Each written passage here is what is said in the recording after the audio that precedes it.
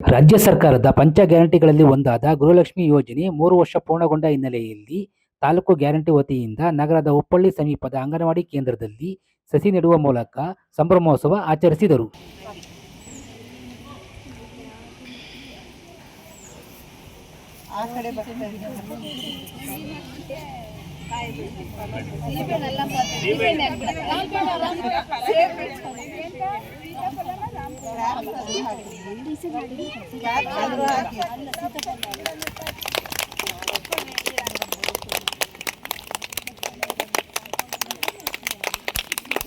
Taluk guarantee ಉಪಾಧ್ಯಕ್ಷ answer Ali ಮಾತನಾಡಿ, ಎಲ್ರಿಗೂ ನಮಸ್ಕಾರ.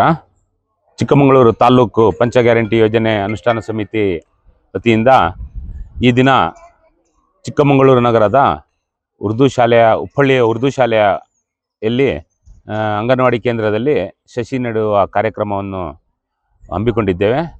ಇದರ ಕಾರಣ ಏನಂತ ಹೇಳಿದ್ರೆ, ಗೃಹಲಕ್ಷ್ಮಿ ಯೋಜನೆ 3 ವರ್ಷ ತುಂಬಿರುವ ಸಂದರ್ಭದಲ್ಲಿ ಸಂಭ್ರಮಾಚರಣೆಯ ಪ್ರಯುಕ್ತ ಈ ಸಸಿ ನೆಡುವ ಕಾರ್ಯಕ್ರಮವನ್ನು ಅಂಗನವಾಡಿ ಕೇಂದ್ರದಲ್ಲಿ ಹಮ್ಮಿಕೊಂಡಿದ್ದೇವೆ. ಇದೇ ಥರ ಚಿಕ್ಕಮಗಳೂರಿನ ಎಲ್ಲ ತಾಲೂಕುಗಳಲ್ಲಿ ಹಾಗೂ ಕರ್ನಾಟಕದ ಎಲ್ಲ ಜಿಲ್ಲೆಗಳಲ್ಲಿ ಸಹ ಈ ಕಾರ್ಯಕ್ರಮವನ್ನು ನಮ್ಮ ಸರ್ಕಾರದ ವತಿಯಿಂದ ಹಮ್ಮಿಕೊಂಡಿರುತ್ತೇವೆ. ಇನ್ನು ಮುಂದಿನ ದಿನಗಳಲ್ಲೂ ಗೃಹಲಕ್ಷ್ಮಿ, ಗೃಹಜ್ಯೋತಿ, ನಮಸ್ಕಾರ.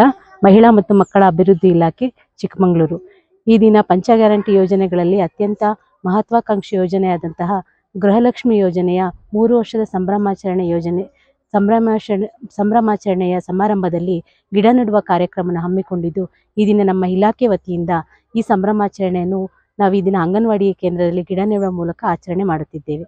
ಬಳಿಕ ಮಹಿಳೆಯರು ಮಾತನಾಡಿ,